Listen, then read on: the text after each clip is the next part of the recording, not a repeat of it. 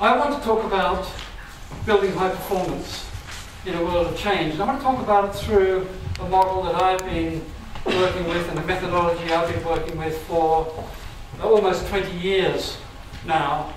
I've got a lot of things I want to talk about, and I realise that we're going to be stretched on time. So I want to dive a little bit into how we need to change the way we think and act about building high-performing workforces.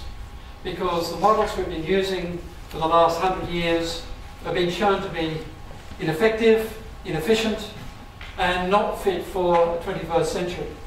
We haven't really grasped the social nature of how we build capability, how we learn, how we change.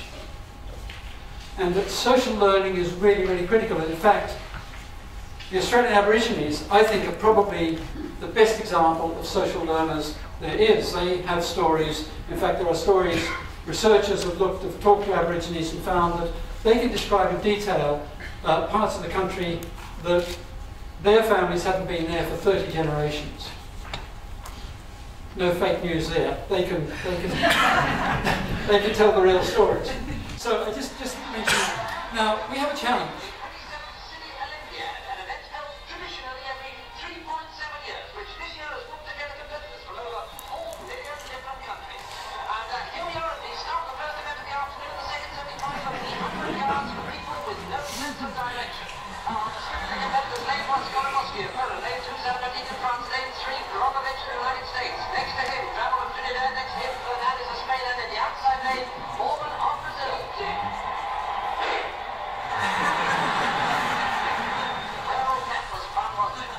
So this is the Monty Python 100-yard dash for people with no sense of direction.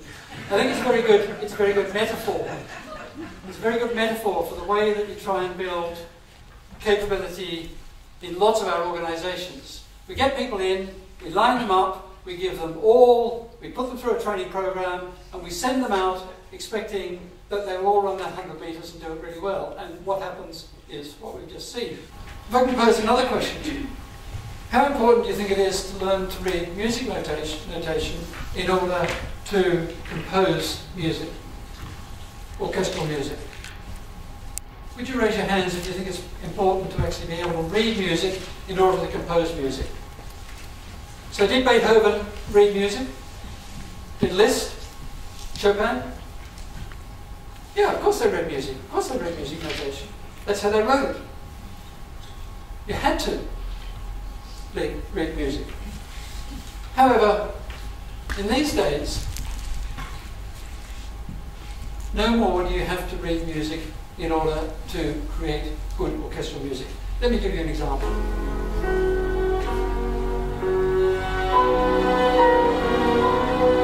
Just listen to the complexity of this bit of music.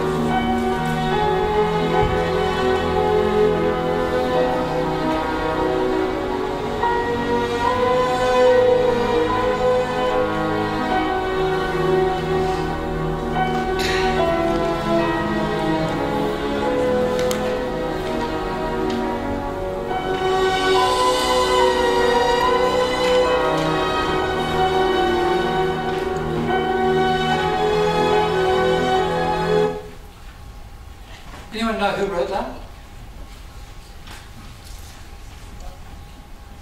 That man. Yeah, Hans Zimmer. Hans Zimmer is probably the top film composer, music composer in the world today. He's all these films and many more. He's composed the music to. Hans Zimmer does not read music, does not play music. So you might say, how in the hell does he do it? Oh, incidentally, he did recently the very good BBC Our Planet Earth 2 series. He did the music for that as well. And the answer is that Hans Zimmer uses 21st century approaches to delivering high performance. And what he uses is technology. He uses what is called piano roll technology. When I first heard about it, I'm old enough to remember piano rolls being things that were actually in pianos that you pedalled and the little metal bits hit the little knobs that came out and you created music. Or there was holes in the paper that went over. But modern piano roll technology allows Zimmer to write and create great music. The piano roll technology is what I'd call his performance support. It's his 70. He's using that 70-bit of performance and learning in order to do that. So let's rethink ways in which we build high performance. First of all, high performance is not about knowledge and skills.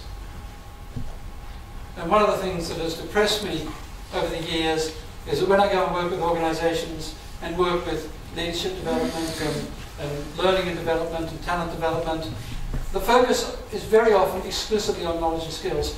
Obviously, to perform well, we need to have access to the knowledge and we need to develop those skills. But those alone will not produce high performance. I call it the skills fiction. Learning is likely to be more effective the closer to the point of use that it occurs. Let me just say that again. Learning is likely to be more effective the closer it occurs to the point of use. So if any of you have, when you've been on your courses of various sorts, or if you're involved in designing and developing and running programs of any sorts, even if you're running a change program, if you're running, and again, I've torn all my hair out on the basis that whenever a project is developed, almost inevitably there's a training line in that project, i.e. we must train people. Absolute lunacy.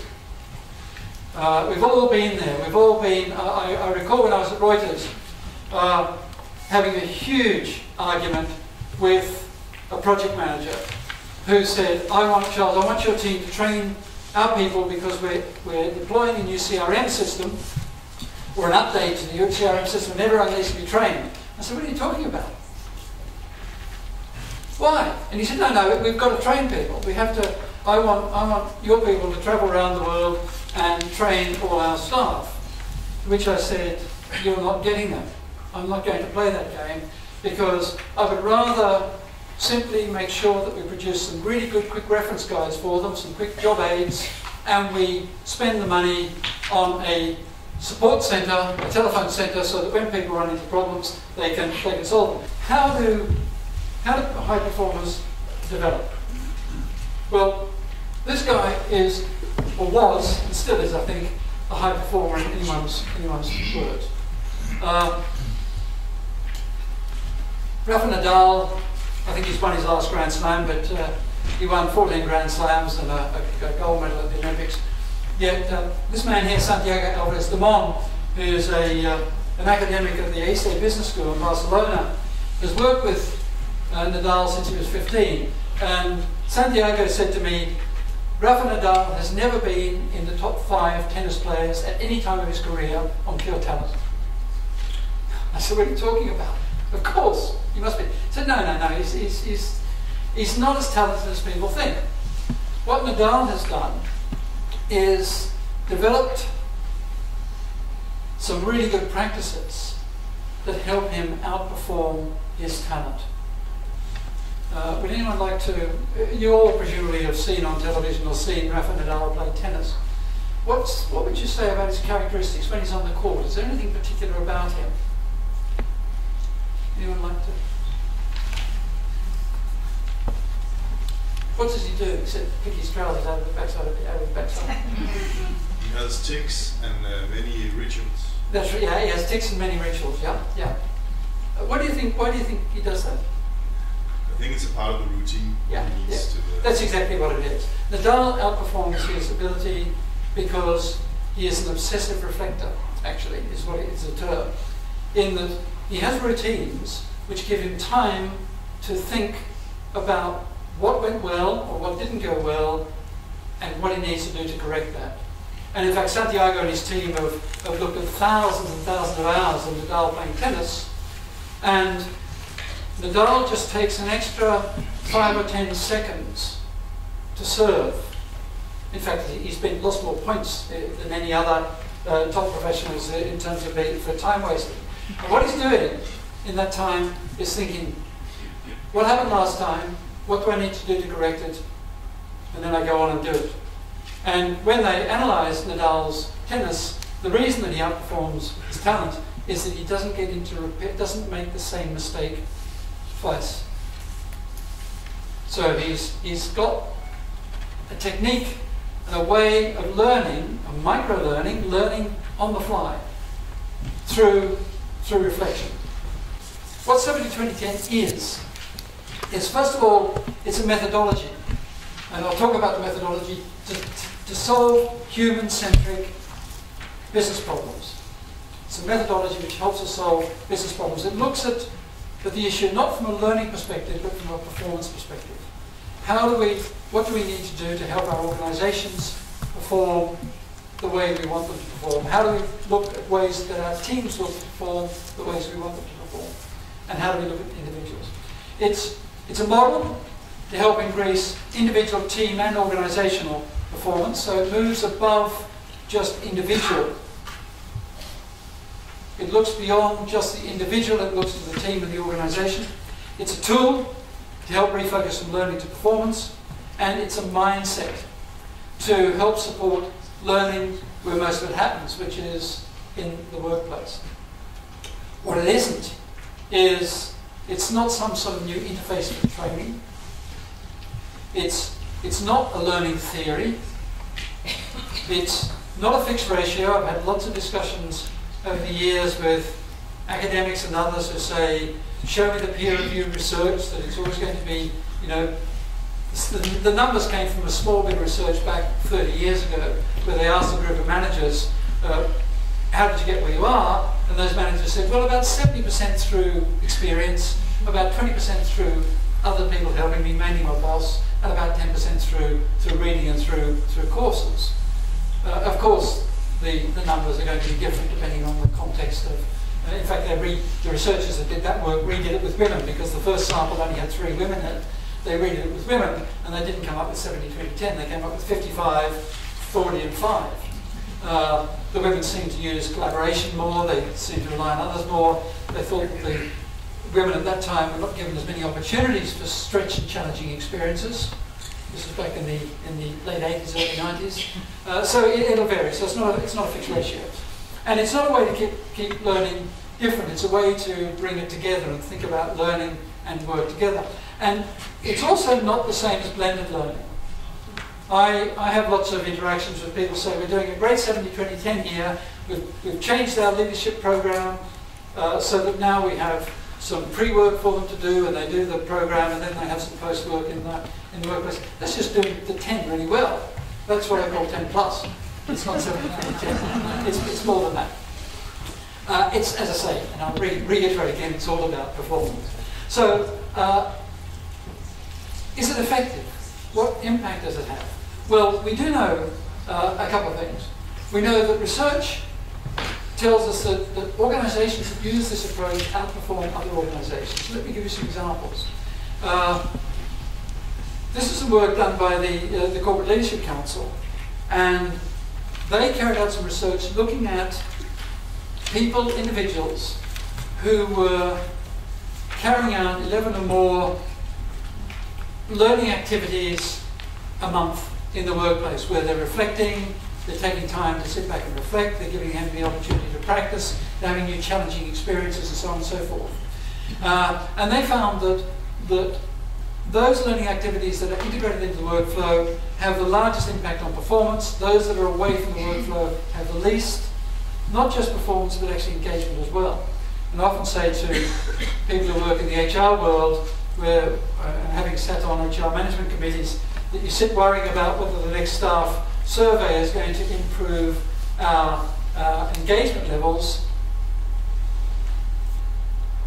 Look at this, 2.5 times. Those people who are encouraged and supported to engage in learning as part of work, their engagement levels with the organisation are about 2.5 times greater than those that aren't. Their performance levels are about 3 times greater. Version by Deloitte, the analyst and research organisation, published a report that reported that organisations that use informal learning, including social learning, are 3 times more likely to excel at global talent development than those that aren't. So really 70-20-10 is a model, it's a methodology, but it's also a journey. And at the Institute, we have a 3-stage process, which is around inspire, implement, and improve. It's very interesting. Often when we start working with organisations, they say, oh, the inspire. Now, we all understand that we're there. In fact, very often they're not. Because really winning hearts and minds is critical. I couldn't have done what I did at Reuters when I first implemented this back in 2003, 2004, without the chief executive really understanding it and really being behind me. And in all my years until I retired there from Reuters, Thomson Reuters in 2008, if the chief executive was in the same country as me, not once did he not positively respond to requests from me. I would say, Tom, I've got a group of people, a group of managers, can you give us 15 minutes to come and talk to them about why this is important? And not once in all my time there did he say no if he was in the same country. And you do need to have people who are at the top of the organisation who understand it and who support it. And along this journey, underneath this journey, there's all sorts of different things we do around the inspiration, around building services, 70-20-10 proof services and processes, and having this continuous improvement approach. It's very aligned, the methodology is very much aligned for those of you that work with Lean. It's very much aligned around Lean processes and Agile processes. And of course, it doesn't just look like that for a particular organisation. It might look like this, where you have some inspire, some stakeholder sessions, some expert programs, some developing some improvement projects, and so on. So it's very much a process around that. So I would like to just finish off by saying, making just a couple of points. One is that I think it's important to remember that work is much more like a jazz band than a marching band. And going back to the Monty Python video, it's not about lining everyone up and making sure that everyone goes through the same process, because all of us have different needs at different times. It's like a jazz band. Sometimes we're leading a project or a team. Maybe at the same time we're a member of another team. And sometimes our work might require us to be very focused on this, and sometimes focused on that. It's a bit like a jazz band where each of the players will step forward and do their solo, then come back, and it evolves organically rather than being set as 18th and 19th century models are. We line them all up like soldiers and we push them out and hope that the best will happen. So I think it's worthwhile just keeping that in mind. And the last point I'd like to make is just sort of looking forward is my colleagues at the Institute and I have been doing a lot of thinking about a much higher level around how we build or turn learning and development departments into value creators. Because learning and development departments in most organisations, training departments are seen as cost centres. And we're doing work around a model here where we're moving from the left, which is focused on learning, to the right, which is focused on performance, and from the bottom, which is focused on operational activities, to the top, which is focused on strategic activities. So moving from what we call order takers, in other words, teams, HR, learning and development teams where take the orders to say, yes, we need to update our leadership programs this year, we need to engage with an external company to do this particular training or whatever. That's essentially order taking. To the top right, where they're using this methodology, actually really creating value.